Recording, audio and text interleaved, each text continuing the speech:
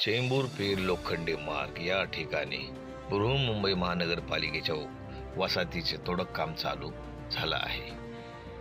काम चालू असताना या ठिकाणी कोणतीही सुरक्षारक्षक भिंत किंवा इतर साधने न वापरता हे काम सरसपणे चालू होते.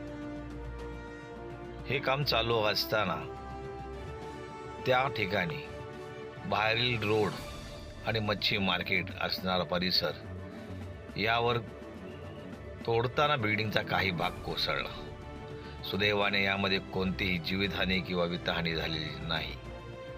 तरी पण मच्छी मार्केटचं मोठ्या प्रमाणात नुकसान झालेलं आहे. अशा बेजबाबदार कॉन्ट्रॅक्टरना हे कॉन्ट्रॅक्ट कोण आणि कसं देतं? प्रशासन एवढं निष्काळजीपणाने कसं वागू शकतं? महानगरपालिका असो किंवा पोलीस प्रशासन असो, यांना सुद्धा